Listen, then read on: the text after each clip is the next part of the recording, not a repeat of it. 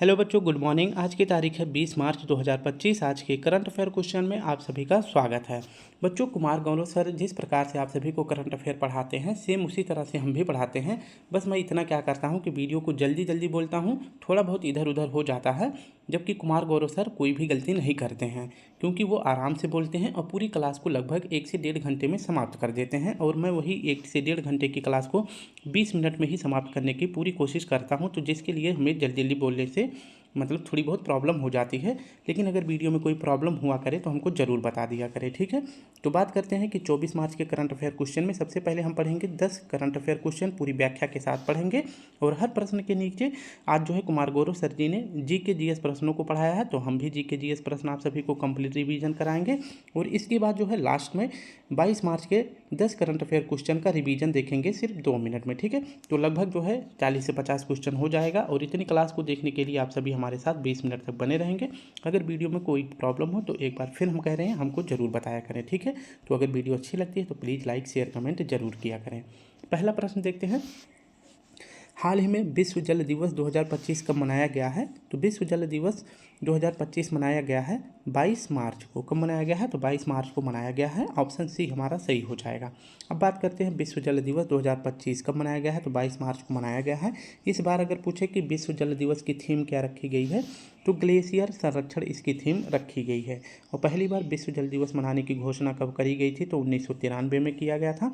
और विश्व जल दिवस यानी कि सभी के लिए पानी और स्वच्छता, इसका उल्लेख अगर पूछे सस्टेनेबल डेवलपमेंट गोल के किस नंबर में किया गया है, तो 6ठे नंबर में किया गया है, ठीक है। और वहीं पूछे कि SDG नंबर 1 में किसका उल्लेख किया गया है, तो पूरे विश्व को जो है भूखमरी से सेव करना है, ठीक है। तो भूखमरी का पूछे कि उल्लेख किस अनुच्छेद में किया गया है, किस सस्टेनेबल गोल नंबर में किया गया है, तो पहले में किया गया है, ठीक है।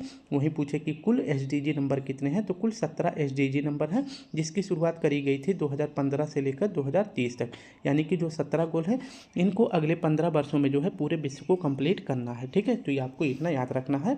तो 22 मार्च हमारा सही जवाब हो जाएगा। अगर नेक्स्ट प्रश्न की बात करें, विश्व मौसम विज्ञान दिवस कब मनाया जाता है। तो यह 23 मार्च को मनाया जाता है, क्योंकि 23 मार्च 1950 को ही विश्व मौसम विज्ञान संगठन की स्थापना की जाती है। और इस बार जो है इसकी 75वीं वर्षगांठ भी मनाई गई है।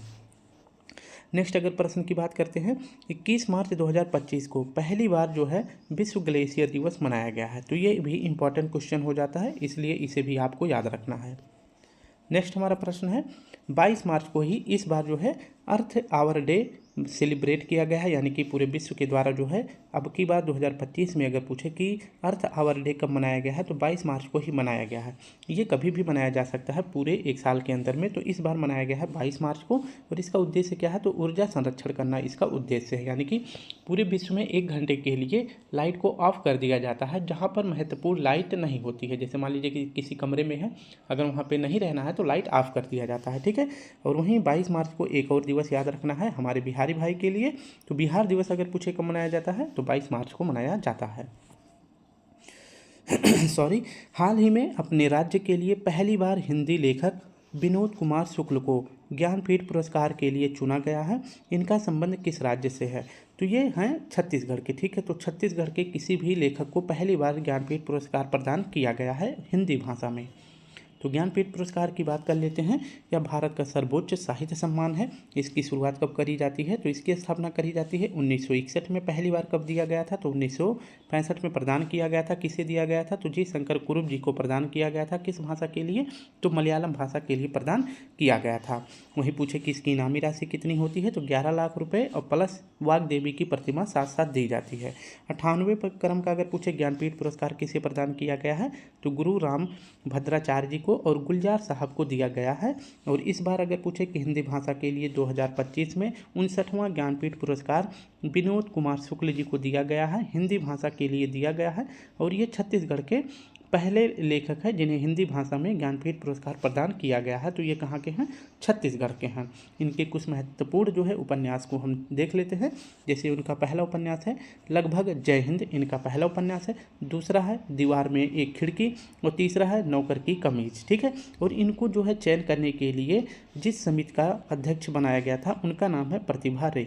तो विनोद कुमार शुक्ल जी को हिंदी भाषा की तरफ से ज्ञानपीठ पुरस्कार देने के लिए जिस समिति का चयन किया गया था उसका अध्यक्ष अगर पूछे किसको बनाया गया है तो प्रतिभा रे जी को बनाया गया है। तो ये भी आपको याद रखना है, ठीक है। वर्तमान में ज्ञानपीठ पुरस्कार अगर पूछे कितनी भाषाओं में प्रदान किया जाता है तो 23 भाषाओं में प्रदान किया जाता है। जो हमारा संविधान है इसमें 8वीं अनुसूची में 22 भाषाओं का उल्लेख किया गया है। तो ये 23वां भाषा कौन सा बन जाता है तो इंग्लिश बन जाता है, ठीक है। तो इंग्लिश में अगर पूछे पहली बार ज्ञानपीठ पुरस्कार किसको दिया गया है, अमिताभ घोष जी को दिया गया है। जबकि पूछे कि पहली महिला जो कि ज्ञानपीठ पुरस्कार इनको प्रदान किया गया था तो ये आशापूर्णा देवी जी हैं, ठीक है। और वहीं पूछे पहले पुरुष कौन थे तो जी शंकर कुरुप जी थे, मलयालम भाषा के लिए उन्हें प्रदान किया गया था, ठीक है। नेक्स्ट अगर बात करें कि साहित्य अकादमी पुरस्कार कितनी भाषाओं में प्रदान किया जाता है तो 24 भाषाओं में प्रदान किया जाता है। 8 हमारे अनुसूची नंबर 8 में जो है 22 भाषाओं का उल्लेख है। बाकी के 2 कौन कौन सी भाषाएं हैं, एक तो राजस्थानी है और दूसरा इंग्लिश है, ठीक है। तीसरा प्रश्न है, हाल ही में जापान, चीन और दक्षिण कोरिया के बीच त्रिपक्षीय सहयोग पर बैठक वार्ता कहाँ पर हुई है तो जापान, चीन और दक्षिण कोरिया के बीच त्रिपक्षीय सहयोग पर बैठक हुई है टोक्यो में, जो कि जापान की राजधानी है। इसकी अगर व्याख्या देखें तो त्रिपक्षीय वार्ता किसके बीच हुई है, जापान, चीन और दक्षिण कोरिया के बीच हुई है। और कहाँ पर यह बैठक हुई है तो जापान की राजधानी टोक्यो में हुआ है। और इस बैठक का मेजबान कौन रहा है, जापान रहा है। और जापान के पीएम पूछे कौन है तो शिगेरू इशिबा है। और इन तीनों के बीच अगर पूछे बैठक क्यों हुई है तो आप सभी को पता है कि इन तीनों के बीच जो है आपसी विवाद हमेशा बना रहता है, यानी कि इनके बीच हमेशा तनाव रहता है, हमेशा कुछ न कुछ बातों को लेकर ये आपस में टीका टिप्पणी करते रहते हैं। तो इनके बीच जो है तनाव को कम करना है और आपसी सहयोग को बढ़ावा देने के लिए यह बैठक का आयोजन टोक्यो में किया गया है, ठीक है। वहीं अगर प्रश्न की बात करते हैं कि अभी हाल ही में भारत और इटली के बीच में सैन्य समूह को लेकर बैठक हुई है और 12वें क्रम की बैठक हुई है। और यह बैठक अगर पूछे कहाँ हुआ है तो रोम इटली में हुआ है, ये आपको याद रखना, ठीक है। किस पर हुई है तो सैन्य समूह पर, किसके बीच, भारत और इटली के बीच, ठीक है। अगर बात करें कि जो जापान की संसद है इसे जो है क्या कहते हैं तो जापान की संसद को डाइट कहते हैं। और जापान की मुद्रा का क्या नाम है, येन है। और जापान को सुकुमारों का देश भी कहा जाता है। दक्षिण कोरिया की अगर पूछे राजधानी का क्या नाम है, सियोल है। और दक्षिण कोरिया की मुद्रा का क्या नाम है, वॉन है। दक्षिण कोरिया के बाद अगर हम बात करें चीन की राजधानी का क्या नाम है तो बीजिंग है। और चीन की मुद्रा है युआन और रेवनबी है। और चीन का शोक अगर पूछे किस नदी को कहा जाता है तो हांगहो नदी को कहा जाता है। जबकि पूछे कि एशिया की सबसे बड़ी नदी कौन सी है तो यांगटीसी नदी है। और ये कहाँ है तो ये भी चीन में है, ठीक है। नेक्स्ट हमारा प्रश्न है चौथा, हाल ही में केंद्रीय जल शक्ति मंत्री CR पाटिल ने राष्ट्रव्यापी कैच द रेन अभियान की शुरुआत की है। तो यह कहाँ से की है तो यह शुरू किया गया है हरियाणा से, ठीक है। तो ऑप्शन बी हमारा सही हो जाएगा। इसकी अगर व्याख्या देखें तो CR पाटिल वर्तमान में कौन है तो जल शक्ति मंत्री के मंत्री हैं। कौन है तो जल शक्ति मंत्रालय के मंत्री कौन है, CR पाटिल जी हैं। इन्होंने एक अभियान की शुरुआत करी है जिसका नाम है कैच द रेन अभियान, क्योंकि आप सभी को पता है कि अब जो है वर्षा ऋतु आने वाली है 2 महीने बाद, यानी कि मई और जून में जो है हमारे देश में मानसून का आगमन हो जाता है। और यह आगमन कहाँ से होता है तो दक्षिण पश्चिम क्षेत्र से होता है। यानी कि अगर भारत का मैप देखें तो जो ये केरल वाला क्षेत्र होता है यहीं से जो है गर्म हवाएं हिंद महासागर से उठकर हमारे केरल राज्य में, फिर केरल से यह होते हुए तमिलनाडु से होते हुए आंध्र प्रदेश से, फिर यह बंगाल की खाड़ी में जाती है, फिर यहाँ से मानसून ग्रहण करती हैं, यानी कि वर्षा और जल जो है ग्रहण करती हैं। फिर इसके बाद ये जो है उत्तर भारत में बारिश कराती हैं, ठीक है। तो ये जो है मानसून हमारे भारत में कहाँ से इंटर करता है तो दक्षिण पश्चिम क्षेत्र से करता है। तो यहीं पर जो है कहा गया है कि कैच द रेन अभियान शुरू किया गया है जिससे वर्षा जो हमारे देश में होने वाला है उसका संरक्षण किया जा सके, यानी कि ज़मीनी स्तर को जल से ऊंचा किया जा सके। और इसके लिए जो है सिर्फ सरकार की इसमें भागीदारी जरूरी नहीं है, इसमें सामुदायिक लोगों का भी बहुत ही ज़रूरी है, ठीक है। तो सामुदायिक लोग भी जल स्तर को ऊंचा करने के लिए इस अभियान में भाग ले सकते हैं। और इसकी शुरुआत अगर पूछे कहाँ से किया गया है तो इसकी शुरुआत की गई है पंचकुला हरियाणा से किया गया है। और यहाँ पूछे कि हरियाणा के CM कौन है तो नायब सिंह सैनी यहाँ के CM हैं, ठीक है। कुछ महत्वपूर्ण पॉइंट देख लेते हैं कि देश का पहला संविधान संग्रहालय कहाँ पे स्थापित हुआ है, सोनीपत हरियाणा में। हड़प्पा सभ्यता का पहला म्यूजियम कहाँ स्थापित हुआ है, राखीगढ़ी में। और देश का पहला अनाज ATM गुरुग्राम हरियाणा में स्थापित हुआ है। 5वां प्रश्न हमारा है, हाल ही में वर्ष 2025 में आईपीएल के 18वें सीजन का आगाज कहाँ हुआ है? तो आईपीएल 2025 18वें क्रम का है और इसकी शुरुआत अगर पूछे पहला मैच कहाँ से खेला गया है, कोलकाता के ईडन गार्डन से खेला गया है। आईपीएल 2025 18वें क्रम का ही आपको याद रखना है। इसकी शुरुआत ईडन गार्डन स्टेडियम कोलकाता से इसकी शुरुआत होती है और पहला मैच अगर पूछे किसके बीच खेला जाता है तो केकेआर वर्सेस आरसीबी के बीच खेला जाता है, जिसमें केकेआर हार जाता है और आरसीबी जीत जाती है। कुल टीम अगर पूछे कितनी है तो 10 टीमें हैं और इनामी राशि पूछे कितनी है तो 20 करोड़ रुपए है। जो विजेता टीम होगी उसको 20 करोड़ रुपए दिया जाएगा। और फाइनल मैच कहाँ खेला जाएगा तो यह खेला जाएगा 25 मई को। अभी कहाँ खेला जाएगा इसका निर्धारण नहीं किया गया है। नेक्स्ट बात कर ले कि एकमात्र विदेशी कप्तान, यानी कि 10 टीमों में से एक ही ऐसा कप्तान है जो विदेशी है, उसका नाम है पैट कमिंस। और ये कहाँ के कप्तान है, ये कहाँ का है तो यह ऑस्ट्रेलिया का खिलाड़ी है और यह किसका कप्तान बनाया गया है, सनराइजर्स हैदराबाद टीम का कप्तान बनाया गया है। इस बार 2025 में अगर पूछे सबसे महंगे खिलाड़ी कौन बिके हैं, ऋषभ पंत बिके हैं, जो कि इनको खरीदा गया है लखनऊ टीम के द्वारा। और कितने रुपये में खरीदा है लखनऊ ने, तो इनको 27 करोड़ रुपये में खरीदा गया है, जबकि इनामी राशि टोटल कितनी है 20 करोड़ में है। अकेले बंदा 27 करोड़ में खरीदा गया है। ठीक है, अगर पूछे कि आईपीएल सबसे ज़्यादा बार कौन जीता है तो 5 बार 2 टीमों ने जीती है, एक तो मुंबई एक तो सीएसके ने जीता है। ठीक है, वहीं अभी जो है कुछ दिनों पहले डब्ल्यूपीएल यानी कि वुमेन प्रीमियम लीग समाप्त हुआ है और किस क्रम का था तो तीसरे क्रम का था। पहला क्रम अगर पूछे किसने जीता था तो पहला क्रम जीता था मुंबई ने, किसने, मुंबई ने जीता था। दूसरा संस्करण पूछे किसने जीता था तो आरसीबी ने जीता था। और तीसरा क्रम अभी जो हाल ही में खेला गया था फाइनल मैच मुंबई और दिल्ली के बीच में खेला गया था, इसमें भी विजेता मुंबई होता है और दिल्ली हार जाता है। ठीक है, छठा प्रश्न हमारा है, हाल ही में वरिष्ठ नागरिक आयोग स्थापित करने वाला पहला भारतीय राज्य कौन सा है? यानी कि बुजुर्गों के लिए एक वरिष्ठ नागरिक आयोग की स्थापना करने वाला देश का पहला राज्य कौन बन जाता है, केरल बन जाता है। ऑप्शन बी हमारा सही हो जाएगा। बात करते हैं, जब व्यक्ति बड़ा बन जाता है, पढ़ लिख कर अमीर हो जाता है, बहुत सारे पैसे हो जाते हैं, तो सबसे पहले वो काम क्या करता है, वो अपने माता पिता को जो है घर से बाहर निकाल देता है, वृद्धा आश्रम में भेज देता है या फिर उनको जो है कहीं ऐसी जगह पे शिफ्ट कर देता है ताकि उनके पास जो है हफ्ते में एक दिन जाके उनसे मिल सके, या वो भी नहीं करना चाहते हैं, उनके साथ शोषण करना चाहते हैं। इस प्रकार की जो है केसेस बहुत ज़्यादा हमारे देश में देखने को मिलती हैं। ठीक है, क्योंकि हम सब अधिकतर किस क्षेत्र को फॉलो करना चाहते हैं तो पश्चिमी क्षेत्र को फॉलो करना चाहते हैं, यानी कि पश्चिमी जो कंट्री हैं उनके कल्चर को फॉलो कर रहे हैं, तो जिसके कारण सबसे पहले काम क्या करते हैं, माता पिता को घर से बाहर निकाल देते हैं। तो इसके लिए जो है वरिष्ठ नागरिक आयोग की स्थापना करने वाला पहला राज्य देश का कौन बन गया है, केरल बन गया। यानी कि अगर व्यक्ति को केरल में बाहर निकाला जाएगा, जो बुजुर्ग व्यक्ति हैं बाहर निकाला जाएगा, उनके ऊपर जो है शोषण किया जाएगा, उनकी केयर नहीं की जाएगी, तो उस व्यक्ति को जो है सरकार के द्वारा पनिशमेंट दी जाएगी। ठीक है, तो केरल के अगर पूछे सीएम कौन है, पिनरई विजयन जी हैं। और इसको स्थापित करने का उद्देश्य क्या है, तो बुजुर्ग का कल्याण हो सके, उनका देखभाल हो और उन पर शोषण ना किया जा सके। ठीक है, तो इसके लिए जो है वरिष्ठ नागरिक आयोग की स्थापना करने वाला देश का पहला राज्य बन गया है केरल। कुछ महत्वपूर्ण अनुच्छेद देख लेते हैं, तीनों जो है बहुत ही महत्वपूर्ण अनुच्छेद हैं, तो इसको याद रखना है। ठीक है, बात करते हैं national commission for schedule caste, national commission for schedule tribe, national commission for backward class. तो इनका उल्लेख अगर पूछे किस में किया गया है तो सबसे पहले दो ही मतलब एक ही जनजातीय क्षेत्र का जो है इसमें उल्लेख किया गया था, जिसमें national commission for schedule tribe यानी कि नेशनल कमीशन फॉर जो है इनके लिए जो बनाया गया था, शेड्यूल कास्ट मतलब होता है जो जनजाति के लिए, जो जाति आयोग के लिए बनाया गया था। तो यह बनाया गया था, अनुच्छेद इनमें उल्लेख किया गया था 338 में। तो इसमें जो है एसटी भी आ जाता था और जो बीसी है यानी कि बैकवर्ड क्लास है इसका भी उल्लेख एक ही अनुच्छेद में किया जाता है। लेकिन जो है 2 बार संविधान में संशोधन किया जाता है, 189वां संविधान संशोधन, इसके तहत जो है NCST जोड़ा जाता है अनुच्छेद 338 में। फिर इसके बाद संशोधन किया जाता है 102वां संविधान संशोधन, इसमें जोड़ा जाता है 338B और इसमें किसका उल्लेख किया जाता है तो national commission for backward class का उल्लेख किया जाता है। ठीक है, तो ये तीनों अनुच्छेद आप सभी को याद रखना है। मेघालय एक ऐसा राज्य बन गया है जहां पर कोयले की खुदाई किस माध्यम से की जाती थी तो रेट हॉल माइनिंग तकनीकी से की जाती थी। तो ये इंपॉर्टेंट क्वेश्चन है, याद रखेंगे।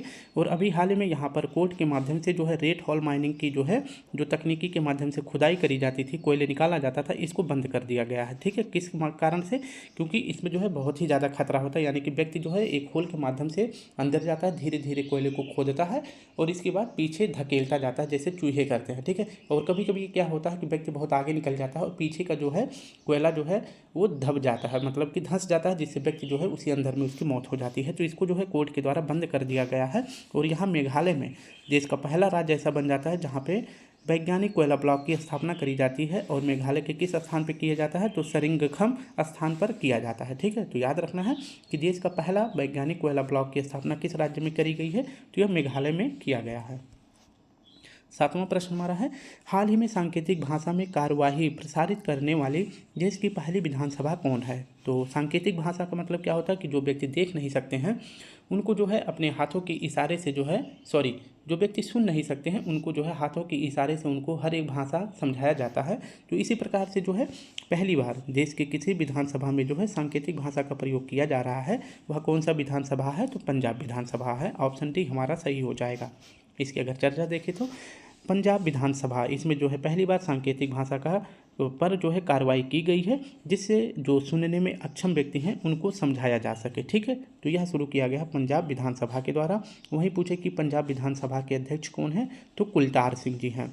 और यह देश का पहला विधानसभा बन गया है जहाँ पे सांकेतिक भाषा का प्रयोग किया गया है। और यहाँ के सीएम पूछे कौन है, तो भगवंत मान सिंह यहाँ के सीएम हैं।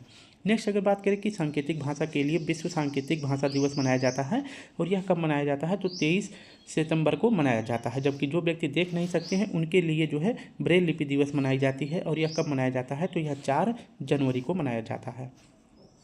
8वां प्रश्न है, हाल ही में भगत सिंह सुखदेव राजगुरु को श्रद्धांजलि देने के लिए शहीद दिवस कब मनाया गया है। तो शहीद दिवस मनाया गया है इस बार 23 मार्च को। वैसे हर बार मनाया जाता है 23 ही मार्च को, तो ऑप्शन डी हमारा सही हो जाता है।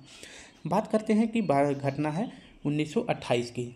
तो इस दिन क्या होता है कि साइमन कमीशन का गठन होता है 1927 में, और हमारे भारत में इंटर कब करता है, 1928 को हमारे भारत में इंटर करता है। और इसमें इस साइमन कमीशन में जितने भी सदस्य हैं वो कैसे सदस्य थे, तो कुल विदेशी व्यक्ति थे, इसलिए इसका विरोध किया जाता है। ठीक है, तो यहाँ के जो है भारतीयों के द्वारा नारे लगाए जाते हैं, विरोध किया जाता है कि साइमन गो बैक, यानी साइमन वापस जाओ। इस नारे से जो है इसका विरोध किया जाता है। लेकिन जो है वर्तमान में अगर पूछे कि उस टाइम पे सैंडर्स के द्वारा जो है लाठीचार्ज करने का आदेश दे दिया जाता है कि जो है मारू भारतीयों को जो इस प्रकार का विरोध कर रहे हैं उनके ऊपर जो है जो पुलिस थी और सरकार थे उन्होंने लाठी चार्ज कर दिया जाता है उनके द्वारा। और लाठी चार्ज करने के माध्यम से लाला लाजपती राय जी की कुछ दिनों बाद जो है उनके सर पर चोट लग जाती है, और कुछ दिनों बाद उनको जो है वीरगति प्राप्त हो जाती है, यानी कि उनकी मृत्यु हो जाती है। इस बात को जो है भगत सिंह, राजगुरु और सुखदेव के द्वारा ये उल्लेख कर दिया जाता है कि जो है हम सैंडर्स को मारेंगे। ठीक है, तो जान से मारेंगे। वैसे सैंडर्स की बजाय किसी दूसरे व्यक्ति को मार देते हैं, और मारने का प्लान किसको बनाया गया था, तो सैंडर्स को बनाया गया था। लेकिन इस बात की जब पता चल जाता है कि जो है इन 3 व्यक्तियों के द्वारा जो है सैंडर्स को मारने की साजिश रची जा रही है, और इस कारण जो है किसी दूसरे व्यक्ति की जो है मौत कर दी जाती है। जो अंग्रेजी व्यक्ति था उनको लगा कि सैंडर्स है, लेकिन जब वहाँ पर चले जाते हैं तो पता लगा दूसरा है, तो उसी को ही मार देते हैं। तो इसके लिए इन 3 व्यक्तियों को 23 मार्च 1932 को लाहौर जेल में जो है फांसी की सज़ा दे दी जाती है। जो दूसरे अंग्रेज को मारते हैं, मारने के बाद ये व्यक्ति भागते नहीं, ये तीनों जो है वहीं के वहीं खड़े रहते हैं। इनको गिरफ्तार करके 23 मार्च 1932 को जो है इन्हें फांसी दे दी जाती है लाहौर के जेल में। इसलिए 23 मार्च को ही शहीद दिवस मनाया जाता है। ठीक है, तो ये आपको याद रखना है। नेक्स्ट अगर बात करते हैं, शायद 23 मार्च 1931 है, थोड़ा सा आप सभी हमें कंफर्म कर देंगे कि इन्हें फांसी कब दिया गया था, 23 मार्च 1931 को या 32 को। ठीक है, थोड़ा सा मुझे यहाँ पे कन्फ्यूजन है। बात करते हैं कि फांसी के कुछ दिन पहले ही मार्च 1931 में गांधी इरविन जो है समझौता होता है, पैक्ट होता है दोनों के बीच। गांधी जी और इरविन के बीच जो है क्या होता है, समझौता होता है। तो आपसी बातचीत होती है। तो इसमें सभी देशवासियों को ये उम्मीद थी कि गांधी जी जो है शहीद भगत सिंह, सुखदेव और राजगुरु जी के लिए कुछ ना कुछ मांग करेंगे कि इनको जो है सिर्फ सज़ा ही दे दिया जाए, फांसी ना दे दिया जाए। लेकिन गांधी जी जो है इस पर कोई भी बात इरविन से नहीं करते हैं। तो भारतीय इन पर गुस्सा थे, और 1931 का जो अधिवेशन हुआ था, कराची अधिवेशन, जिसकी अध्यक्षता सरदार पटेल जी ने करी थी, और यहाँ पे जो है गांधी जी भी आए थे। तो यहाँ पे जो है भारतीयों के द्वारा गांधी जी को काला झंडा दिखाया गया। तो प्रश्न बनता है कि किस अधिवेशन में गांधी जी को काला झंडा दिखाया गया था। कराची अधिवेशन में दिखाया गया था, जो कि 1931 में किया गया था, जिसका अध्यक्ष बनाया गया था सरदार पटेल जी को। ठीक है, हाल ही में NIIT विश्वविद्यालय की कुलपति पद पर किसे नियुक्त किया गया है? तो कुलपति पद पर किसे चांसलर बनाया गया है? तो इसका सही विकल्प हो जाएगा ऑप्शन सी, अमिताभ कांत जी को। ठीक है, तो NIIT विश्वविद्यालय का चांसलर किसे बनाया गया है? अमिताभ कांत जी को बनाया गया है। और ये कौन है? तो यह व्यक्ति है G20 जो हमारे देश में हुई थी बैठक, उसके शेरपा भी बने थे और नीति आयोग के पूर्व CEO भी रह चुके हैं। और अगर पूछे कि NIIT विश्वविद्यालय कहाँ है, तो राजस्थान के नीमराणा स्थान अलवर में है। ठीक है, और इस यूनिवर्सिटी का अगर पूछे उद्देश्य क्या है, तो काम ऐसा है कि सभी को पता है कि पूरे भारत में जो है हर व्यक्ति को सरकारी नौकरी नहीं मिल सकती है। 100% में से अगर 100% बच्चे जो है तैयारी करते हैं, उनमें से लगभग 1% ही बच्चों को सरकारी नौकरी मिलती है। बाकी के जो 99 बच्चे ऐसे हैं कि उनके पास ऐसा नहीं कि योग्यता नहीं है, बस हो सकता है कि उनका भाग्य साथ ना दे या कोई और कारण हो, कोई पारिवारिक मजबूरी हो जाती है, तो बीच में वो पढ़ाई छोड़ देते हैं। तो ऐसे व्यक्तियों के लिए जो है NIIT विश्वविद्यालय की स्थापना करी गई है।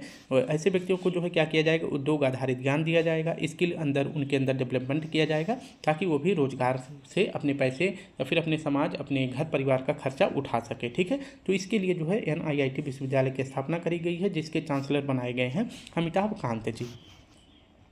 आखिरी आज का करंट अफेयर है, हाल ही में राष्ट्रीय कर्मयोगी जनसेवा कार्यक्रम के पहले बैच का उद्घाटन किसने किया है? तो इसका उद्देश्य भी वही है, सेम व्यक्तियों के अंदर जो है, जो सरकारी कर्मचारी हैं उनके लिए यह योजना शुरू करी गई है, राष्ट्रीय कर्मचारी जनसेवा कार्यक्रम। इसका पहला बैच का उद्घाटन किया गया है और किसने किया है? तो आयुष मंत्रालय ने किया है। ऑप्शन बी हमारा सही हो जाएगा। बात करते हैं राष्ट्रीय कर्म योगी जनसेवा कार्यक्रम, इसका पहला बैच का उद्घाटन किया गया है और इसकी शुरुआत किसने करी है? तो आयुष मंत्रालय ने किया है। इसका उद्देश्य क्या है? तो आप सभी जानते होंगे, ऑफिस में सरकारी बाबू ऐसे बैठे रहते हैं कि बस उनको जो है पद लेना था और बाकी काम काज नहीं करना था। ठीक है, जब इंटर करते हैं तो उनसे बोलो कि साहब ये मजबूरी है, तो बोलते हैं कि अच्छा ठीक है कल आना, परसों आना, या फिर कहते हैं ठीक है बैठो साहब अभी लंच कर रहे हैं, या ये कर रहे हैं, वो कर रहे हैं। तो इस प्रकार की बातें देकर जो है गोल गोल घुमाते रहते हैं। ठीक है, तो इस प्रकार का कार्यक्रम शुरू किया गया है, राष्ट्रीय कर्मयोगी जनसेवा कार्यक्रम। और इसका उद्देश्य क्या है? जो कर्मचारी हैं उनके अंदर जो है सेवा भाव बढ़ाने के लिए यह कार्यक्रम शुरू किया गया है। ऐसी बात है कि अगर किसी व्यक्ति के अंदर लोगों की भला करने के लिए या फिर अपने कार्य को लेकर कोई भी प्रति जागरूकता नहीं होती, तो उनके लिए कोई भी कार्यक्रम शुरू कर दिया जाए वो नाहिक होगा। ठीक है, तो यहाँ पे जो है जो कर्मचारी हैं उनको ट्रेनिंग दिया जाएगा, उनके अंदर क्षमता निर्माण किया जाएगा। ठीक है, तो इसका उद्देश्य क्या है? ताकि जो लोग जाते हैं उनका जो है काम आसानी से हो सके, यानी कि लोगों के जीवन में सार्थक बदलाव हो सके। ठीक है, नेक्स्ट अगर बात करें, ये प्रश्न आप सभी के लिए है, वित्त वर्ष 2024-25 में 250 मीट्रिक टन माल लदान करने वाला ईस्ट कोस्ट रेलवे बना देश का पहला जोन। ठीक है, तो देश का पहला जोन कौन बन गया है? ईस्ट कोस्ट रेलवे, जिसने 250 मीट्रिक टन माल लदान किया है। ठीक है, 2024-25 में, ये आपको याद रखना है। वहीं अगर पूछे कि ईस्ट कोस्ट रेलवे की स्थापना कब करी जाती है? 1 अप्रैल 2003 को किया जाता है। इसका मुख्यालय अगर पूछे कहाँ है, तो ये आप सभी हमें जरूर बताएंगे। ठीक है, तो ये आप हमें जरूर बताएंगे कि इसका मुख्यालय कहाँ है। वैसे मैं बता देता हूँ, ये है उड़ीसा में। कहाँ पर? उड़ीसा में है, लेकिन उड़ीसा के किस जिले में है, तो ये आपको मुझे बताना है, सॉरी आप मुझे बताएंगे। ठीक है, 22 मार्च के करंट अफेयर क्वेश्चन का 2 मिनट में रिवीजन करते हैं। पता है लल्लन टॉप क्वेश्चन को पढ़ाने में ज़्यादा टाइम नहीं लगता जितना GK GS को, क्योंकि GK GS में समझाना पड़ता है। और लल्लन टॉप में क्या होता है कि एक लाइन में पढ़ के, जैसे यहाँ पे पढ़ रहे हैं कि हाल ही में चीन ने किसके सहयोग से 12,900 किलोमीटर का अंतर महाद्वीपीय ultra secure quantum satellite link स्थापित किया है? तो इसका सही विकल्प हो जाएगा दक्षिण कोरिया। तो इस प्रकार से ज़्यादा से ज़्यादा 10 सेकंड में पढ़ा देते हैं, लेकिन जो GK GS होता है उसमें कम से कम 20-30 मिनट लग जाए, 30 सेकंड लग जाता है, तो इसलिए ज़्यादा टाइम लग गया है। हाल ही में इसरो द्वारा विकसित विक्रम 3201 और कल्पना 3201 का संबंध किससे है? तो ये दोनों जो है माइक्रो प्रोसेसर हैं। हाल ही में अंतर्राष्ट्रीय ओलंपिक समिति के इतिहास की पहली महिला अध्यक्ष किसे बनाया गया है? तो पहली बार जो है IOC की अध्यक्ष बनी है महिला अध्यक्ष क्रिस्टी कावेस्ट्री बनी है। और ये किस क्रम की बनी है? तो 10वें क्रम की बनी है। जबकि 9वें क्रम के अभी वर्तमान में कौन है? इनका कार्यकाल जो है जून से स्टार्ट होगा। और अभी वर्तमान में कौन है? तो थॉमस बोक हैं। हाल ही में माउंट लेबोटोबी लाकी ज्वालामुखी में भयंकर विस्फोट हुआ है। और यह ज्वालामुखी अगर पूछे किस देश में है, तो यह इंडोनेशिया में है। हाल ही में ऑल इंग्लैंड बैडमिंटन 2025 का महिला एकल खिताब किसने जीता है? तो यह जीती हैं NS यंग जीती हैं। और इनका संबंध किस देश से है? तो ये दक्षिण कोरिया की हैं। तो महिला वाला याद रखना, अगर पुरुष वाला पूछे यानी मेल वाला पूछे, तो ये कौन जीते हैं? CU की जीते हैं। कौन? CU की जीते हैं। और ये कहाँ के हैं? ये चीन के हैं। कहाँ के? चीन के हैं। हाल ही में अंतर्राष्ट्रीय वन दिवस कब मनाया गया है? तो यह मनाया गया है 21 मार्च को। हाल ही में वर्ष 2025 के स्टॉकहोम वाटर पुरस्कार के लिए किसे चुना गया है? तो गुंटर ब्लोस्चल को चुना गया है। हाल में चर्चा में रहे विश्व कप जीत पर आधारित मार्च ए ग्लोरी पुस्तक का संबंध किससे है? तो यह हॉकी से संबंधित है, जो 1975 में हुआ था। 1975 में हुआ था। पाकिस्तान और इंडिया के बीच में हॉकी विश्व कप हुआ था, वर्सेस इंडिया के बीच में हुआ था। तो इसमें इंडिया जीत जाता है और पाकिस्तान हार जाता है। हाल ही में AI क्लाउड बायो का अनावरण किसने किया है? तो यह टाटा कम्युनिकेशन के द्वारा इसकी शुरुआत करी गई है। हाल ही में NPCI इंटरनेशनल UPI भुगतान सेवाओं के विस्तार के लिए किस देश के हिटपे के साथ साझेदारी करी है? तो हिटपे कहाँ का है? तो यह सिंगापुर का है। तो बच्चों, इस प्रकार से 5 मिनट ज़्यादा बड़ी बन गई है वीडियो, क्योंकि आप सभी देख रहे हैं कि मैंने कोई भी टाइम वेस्ट नहीं किया है और इसके माध्यम से 5 मिनट ज़्यादा लग गया। फिर भी कंटेंट ज़्यादा होते हैं, क्योंकि GK GS में ज़्यादा टाइम लग जाता है, क्योंकि आप देख सकते हैं कितने ज़्यादा GK GS हो जाते हैं। किसी किसी प्रश्न में तो बहुत ज़्यादा हैं, तो इसलिए टाइम ज़्यादा लग गया है। तो अपना ध्यान रखें, कल फिर मिलते हैं। तब तक के लिए आप सभी को प्यारा सा जय हिंद, जय भारत।